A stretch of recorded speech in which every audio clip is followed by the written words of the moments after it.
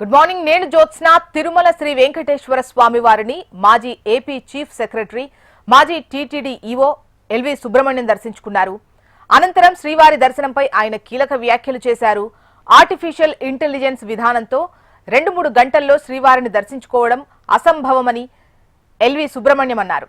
Artificial intelligence విధానానికి స్వస్తి పలికి సామాన్య భక్తులకు మరింత మెరుగైన సౌకర్యాలు కల్పించాలని టీటీడీకి సూచించారు.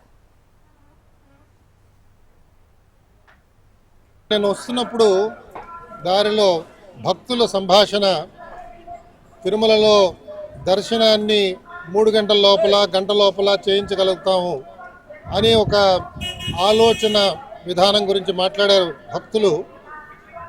నాకు తెలిసినంత వరకు అది అసంభవం. దాని గురించి మనం ప్రయత్నం చేయడం ఏమాత్రం కూడా క్షేమకరం కూడా కాదు. ఎంత ఆర్టిఫిషియల్ ఇంటెలిజెన్స్ మన మానవుడు తన శక్తితో దాన్ని గ్రహించినా కూడా మనకు అనేక పరిమితులు ఉన్నాయి ఆలయంలో. కొన్నిసార్లు భక్తులకి సౌకర్యం కల్పిద్దామని చెప్పి పెద్దలు ఆ విధంగా ఆలోచన చేసి వ్యక్తపరిచారు, కానీ అది ఆచరణ అసంభవం అని చెప్పి నేను సవినయంగా వారికి మనవి చేస్తూ ఆ ఆలోచనని దయచేసి విరమించుకుని దాని గురించి అనవసరంగా ధనాన్ని వ్యయం చేయకుండా వచ్చిన భక్తులకి ఇవాళ జరిపిస్తున్న దర్శన సమయం కూడా అందరికీ ఆమోదమే, కానీ కొన్ని సౌకర్యాలు కొంచెం మనం దాన్ని అభివృద్ధి చేయగలిగితే ఇంకా చాలా బాగుంటుంది అని వారికి నేను మీ ద్వారా సవినయంగా మనవి చేస్తూ ఆ ఆలోచనకి స్వస్తి చెప్పవలసిందిగా పెద్దలందరినీ కోరుతున్నాను.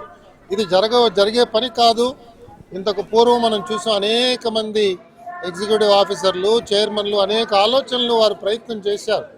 కాబట్టి ఇవాళ ఇది కొత్తగా చేయడానికి లేదు, ఆలయాన్ని మనం ముట్టుకోవడానికి లేదు. కాబట్టి దయచేసి దాన్ని విరమించవలసిందిగా నేను అందరినీ మరొకసారి కోరుతూ మీ ద్వారా సెలవు తీసుకుంటున్నాను. నేను వస్తున్నప్పుడు దారిలో